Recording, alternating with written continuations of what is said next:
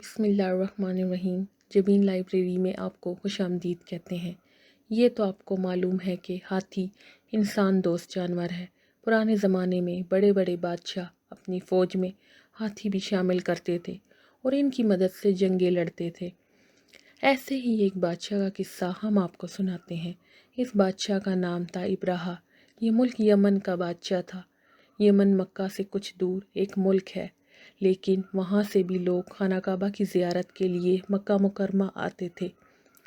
ابرہہ کو یہ بات پسند نہ تھی۔ اس نے خانہ کعبہ کی طرح ایک شاندار عمارت اپنے ملک میں بنوائی اور لوگوں سے کہا کہ مکہ نہ جائیں، لیکن لوگ پھر بھی نہ مانے۔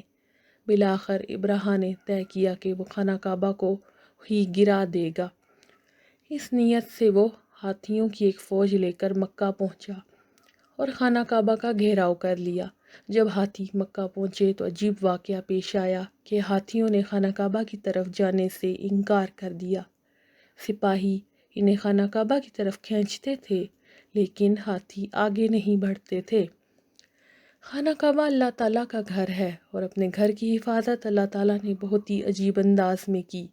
قرآن پاک کی سورہ فیل میں اس واقعے کو بیان کیا گیا ہے کہ اللہ تعالیٰ نے بہت بڑی تعداد میں چھوٹے چھوٹے پرندے بھیجے جنہیں ابابیل کہا جاتا ہے۔ ان پرندوں نے اپنی چونچوں اور پیروں میں کنکر پکڑ رکھے تھے۔ یہ کنکر فوج پر گراتے جاتے اور دیکھتے ہی دیکھتے ابرہہ کا پورا لشکر تباہ ہو گیا۔ گویا پتھروں کی بارش نے ابرہہ کے برے ارادوں کو ملیا میٹ کر دیا اور اللہ تعالیٰ کا گھر یعنی خانہ کعبہ محفوظ رہا۔ اگر آپ کو میری کہانی پسند آئی تو میرا چینل ضرور سبسکرائب کیجیے گا۔